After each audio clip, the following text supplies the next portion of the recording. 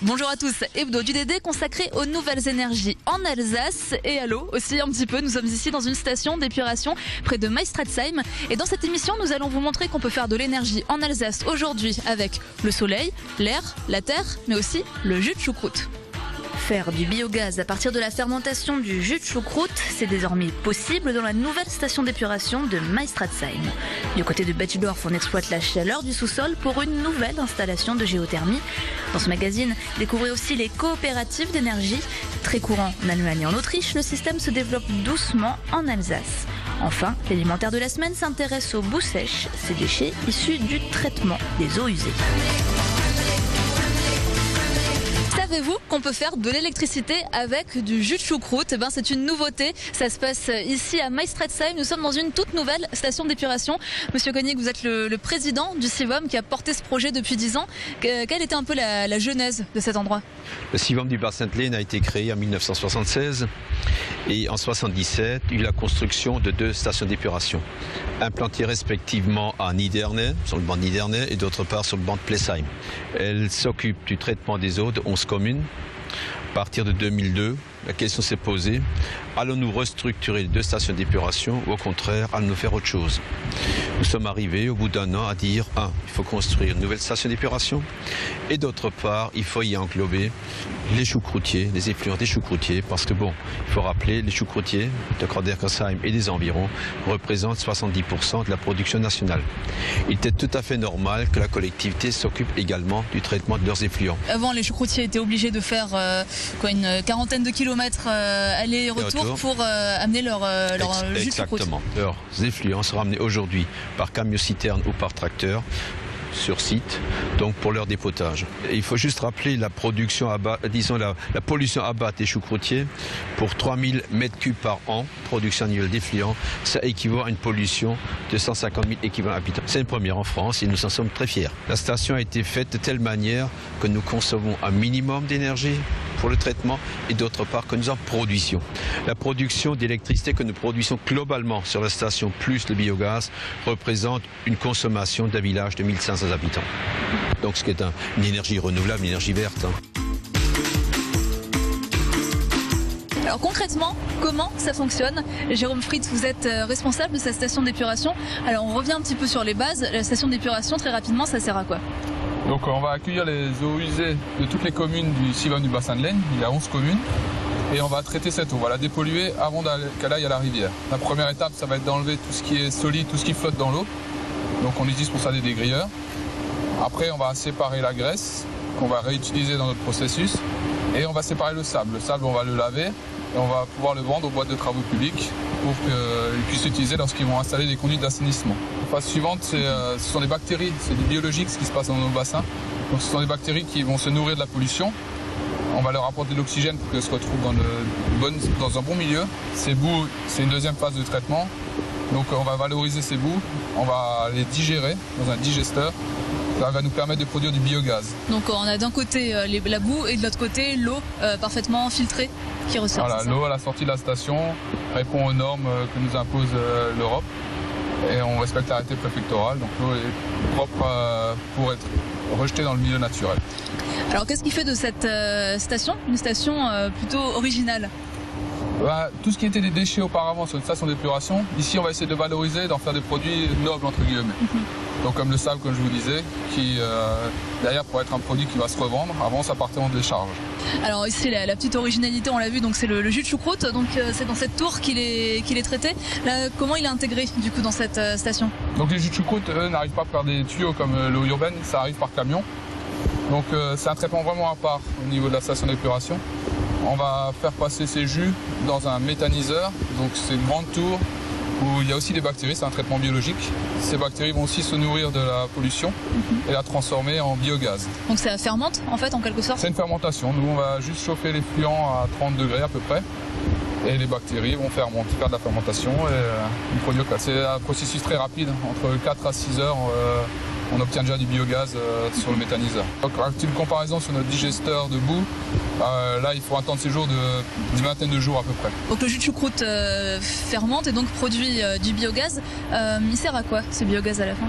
Donc ce biogaz, on va le valoriser sur la station. Donc on a plusieurs possibilités. Déjà on a des chaudières qui nous permettent à la fois de chauffer le digesteur et le méthaniseur, mais aussi tous nos bâtiments. Et en plus on a des moteurs de cogénération. Donc c'est des moteurs qui vont nous produire de l'électricité qu'on va pouvoir revendre à EDF. Et de l'eau chaude qui va être utilisée également pour chauffer nos bâtiments. Du coup, le bâtiment est quasiment autonome, en fait, en énergie. La station d'épuration est autonome. En haute saison de jus de choucroute, on est autonome. Merci beaucoup. Tout de suite, on parle d'un autre type d'énergie, la géothermie, qui se développe en Alsace. Et on se retrouve juste après pour parler des coopératives d'énergie partagée. Ces personnes sont des chercheurs d'or, de l'or liquide présent à 2500 mètres sous le sol et pouvant produire à grande échelle de la chaleur 100% renouvelable et sans émission de CO2. Cette pépite, c'est de l'eau chaude tout simplement et le procédé de la géothermie profonde, une technique déjà éprouvée sur le site pilote de Sulz sous Forêt et trouvant une application concrète en Alsace à Rittershofen. L'énergie thermique issue de cette géothermie profonde sera directement utilisée sur des process industriels, une première mondiale qui marque les débuts d'une nouvelle filière. La géothermie profonde a plusieurs atouts. D'une part, c'est une énergie locale, renouvelable bien sûr. Elle est disponible 24 heures sur 24 et quelle que soit la météo.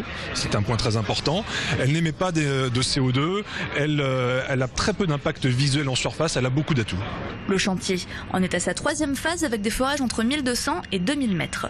Le lieu n'est évidemment pas choisi au hasard. Les études des précédents forages des pétroliers dans les années 70 avaient démontré un terrain favorable. Ce qu'on espère trouver, si les études sont bonnes, c'est de l'eau à peu près à 170 degrés de chaleur, donc de l'eau sous pression. Cette eau chaude, on la fait remonter par pompage et ensuite on lui prend les calories en surface grâce à un échangeur de chaleur. Puis ensuite, il faudra faire un deuxième puits pour réinjecter cette eau dans son milieu d'origine pour que cette eau refroidie une fois réinjectée ait le temps de circuler dans le sous-sol pour se recharger en calories et ensuite, plus tard, quelques semaines, quelques mois, quelques années plus tard, selon la partie, remonter en surface et ainsi faire une boucle qui est complètement fermée. Ce système permettra à l'entreprise Roquette d'économiser près de 40 000 tonnes d'émissions de CO2 par an, une étape supplémentaire franchie par une société déjà engagée dans la réduction de ses consommations d'énergie. Roquette se lance dans ce genre d'installation pour pouvoir diversifier son mix énergétique en privilégiant les énergies renouvelables.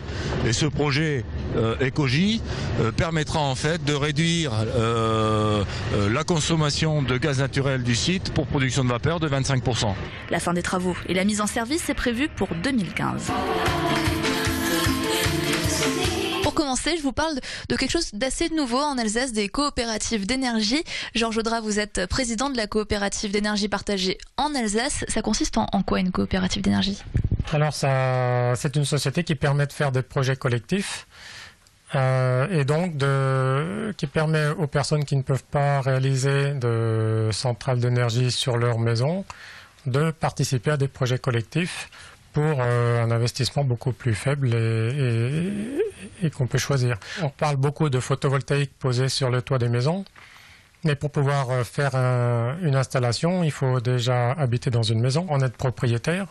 Ensuite, que la maison, le toit s'y prête, qu'il n'y ait pas d'ombre, d'arbres, d'immeubles devant, etc. Donc finalement, techniquement, il y a peut-être 10% de la population qui peut en faire chez soi. On a démarré ici dans le Sungo avec 23 personnes et nous avons loué le toit d'une grange et sur ce toit, nous avons pu poser 30 kW crête de panneaux photovoltaïques. L'intérêt des gens qui s'engagent, c'est d'avoir finalement leur petite centrale de production d'énergie renouvelable, voilà. C'est ça ? L'énergie est vendue à EDF au tarif fixé par l'État. Et ce tarif permet d'une part de rembourser la dépense de l'installation et d'avoir un surplus qui peut générer donc de nouveaux projets et donner un petit revenu aux coopérateurs.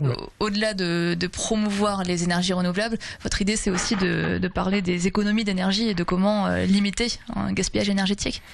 Oui, c'est fondamental. J'ai d'ailleurs présenté le scénario négawatt de sortie des énergies fossiles et nucléaires d'ici 2050. Donc il y a un tiers de réduction de consommation, un tiers d'utilisation plus intelligente de l'énergie comme là où elle doit être utilisée, et le tiers restant viendrait de renouvelables.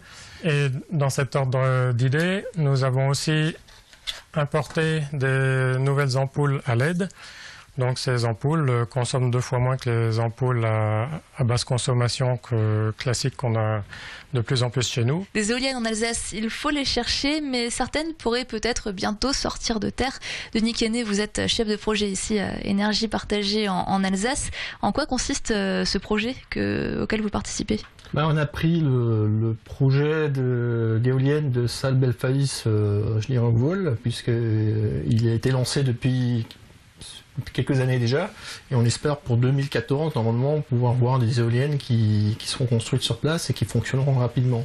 Le projet, mais dès le départ, a été prévu de telle sorte que 2 des 10 éoliennes aient un statut particulier, c'est-à-dire que une des 2 qui ont été séparées du projet initial sont destinées à des financements communaux et intercommunaux et autres collectivités, et la dernière éolienne, elle devait est prévue dès le départ pour aller vers un investissement citoyen. Elle est confiée au grand public alsacien, elle est confiée donc à la volonté citoyenne de faire tourner sa propre éolienne.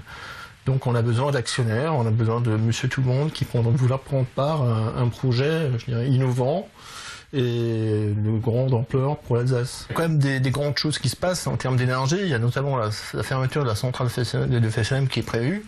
Il sera bientôt temps de prévoir à grande échelle des fonctionnements différents en tant que production d'énergie et alternatifs et qui existent. Et ce projet d'éolien vient tout à fait dans ce cadre-là. Et puis c'est des solutions locales en plus. Exactement. Une fois que les Alsaciens peuvent prendre eux-mêmes leur destin en main d'un point de vue énergétique, je pense que c'est à eux de saisir le vent. Bon, on espère pouvoir suivre ça d'ici quelques mois ou d'ici quelques années. Merci de nous avoir reçus. Tout de suite, c'est l'élémentaire de la semaine et on se retrouve dans un court instant.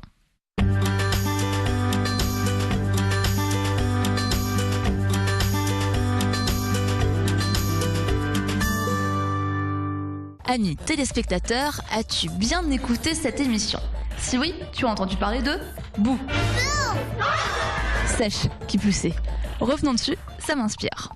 Mon boucher bourguignon a jeté ce matin le contenu de sa bouilloire, sa bouillabaisse et sa bouteille de café bouillie dans sa bouche d'égout. L'eau souillée bourlingue alors jusqu'à la station d'épuration qui n'en fait qu'une bouchée. C'est un vrai bouillon de culture où l'eau est filtrée et séparée de ses bouts de saleté bouffés par des bactéries. Un sacré boulot. Ces déchets issus du traitement des eaux usées forment une boue. Avant, ça ne servait à rien, mais ces boues sont boucanées, ça veut dire desséchées, et désormais réutilisables en engrais ou amendement pour avoir de beaux bougainvilliers et pourrait bientôt même servir de combustible à la place du charbon. Élémentaire, non ? Bon, je suis à bout, salut. Voilà, c'est fini. Retrouvez-nous tout de suite sur le www.alsace20.tv et dans la télé, c'est dans une semaine. Salut.